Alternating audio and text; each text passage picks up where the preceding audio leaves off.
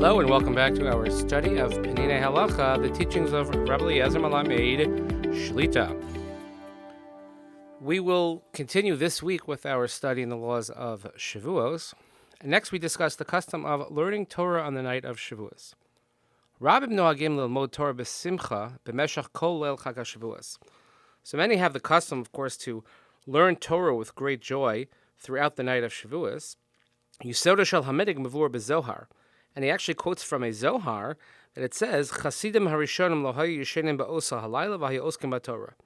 The pious people of old, they used to stay up all night and learn Torah. Kach amar Rabbi Shimon, b'shah she'yiskantu hachaverim etzlo b'layla, haveh minisakein es tachshitei hakala, kedei shetimatzei machar etzel hamelech b'tachshitei karoyla. Ashrei chelkom shel chaverim, kasher yishal hamelech es hamalka, mitiken es tachshiteha v'heiris atroseha. Ve'ein lecha ba'olam mish yodei l'sakein tikunei hakala ela chaverim, ashrei chelkam ba'olam hazeh uva'olam haba. Ve'od mesupar b'zohar, hayi Rabbi Shimon v'kol hachaverim meranenim b'ranan as Torah, v'kol echad mehem hayi mechadesh divrei Torah. V'hayi Rabbi Shimon sameach, ve'imo kol sha'ar hachaverim. Amar lehem Rabbi Shimon, banai, ashrei kal chelkechem, ki lemachar lo tzava hakala ela kupa ela machem, Mishum shekol elo ha'oskim b'tikuni hakala b'layla hazeh usmechem ba, kulam yihu nishamim v'nichtavim b'sefer hazikaron, v'akadosh baruch hu movarech osam b'shivim brachos v'kasarim shel ha'olam ha'elyon. This lengthy passage from the Zohar, which we'll explain in a moment, gives the analogy, as we have seen before, of a wedding that's taking place and preparations of a bride and a groom to enter into the nuptial ceremony. So Rav Malamed writes, Kedei lahavin divrei hazohar, tzrichen levaer, sheyom matan Torah nikra yom chasuna. So according to the Zohar, and the way we understand that is to understand that the day of the giving of the Torah is compared to a wedding. Shebo yiskasher HaKadosh Baruch Hu knesses Yisrael kichasan im kalaso. Because this is the day that God tied the knot with the Jewish people. V'chol shana b'chag HaShavuos chozer inyan matan Torah lehis galos, v'chozros knesses Yisrael yischaber l'kadosh baruch hu chechala lechatuna.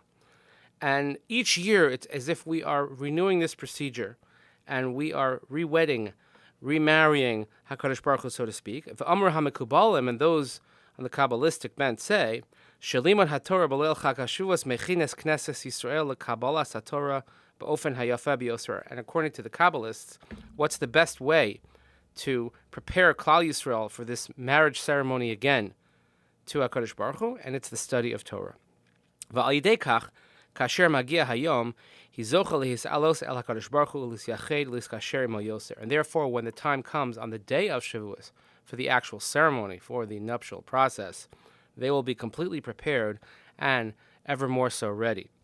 Umitoch kach zochim Yisrael l'shefa shel Torah v'chaim u'bracha l'chol hashana.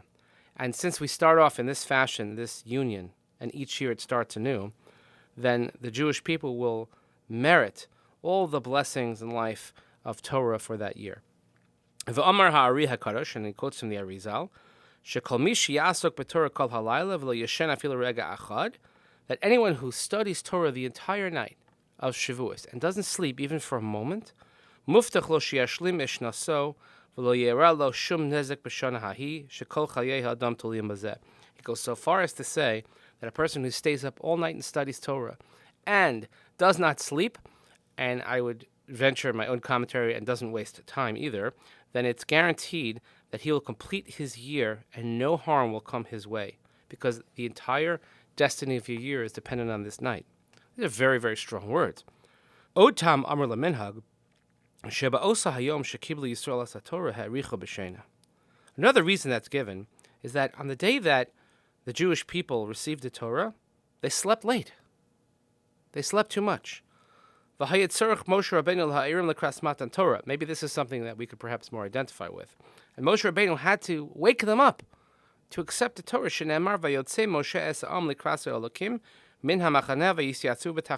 We're going to read this on the first day of Shavuos, that Moshe had to go out to the nation so that they could greet God. Imagine that. Most important day of their lives to receive the Torah, and they weren't ready.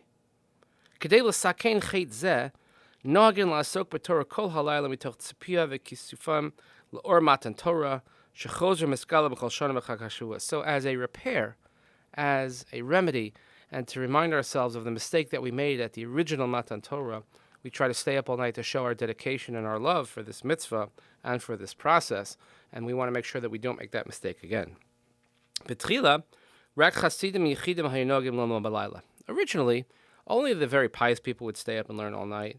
V'lifnei k'arbar me'o shana, b'ikvos divrei ha'ari, heichel hamenig lispashet ad shehafach lenachalas rabim.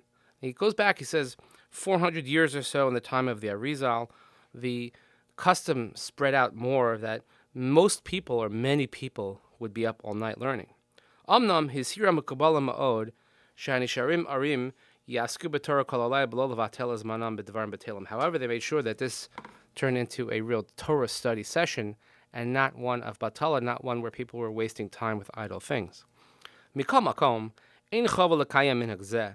Nevertheless, Rav Melamed writes, there is no obligation to fulfill this minhag. And if it's difficult for one to stay up all night, then certainly one can go to sleep. Or they won't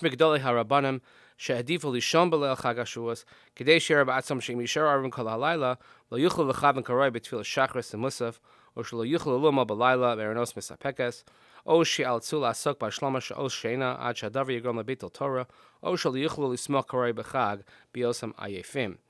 There are many rabbis, he says, who prefer that people should sleep at night. Why?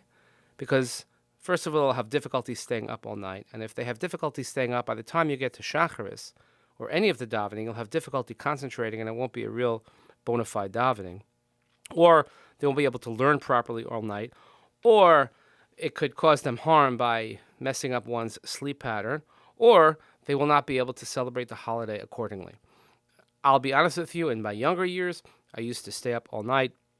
Now I no longer follow this practice because, again, I don't want to stare or to disturb the rest of the holiday observance, as it were.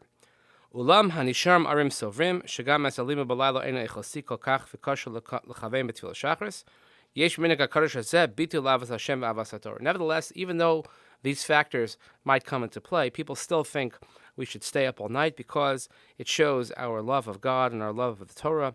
V'adrabba, yesh b'mala miyuchedes shel mesiras nefesh l'chvod shemayim l'chvodo shel knesses Yisrael v'nachon l'chol adam l'vchores min hago l'shem shemayim.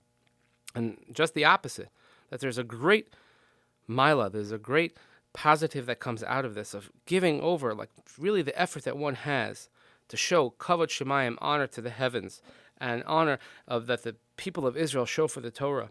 And therefore, Rav Melamed concludes this chapter that everyone should follow his or her own practice, and you should do what's right, provided that it's all done l'shem shemayim, that it's done for the right reasons.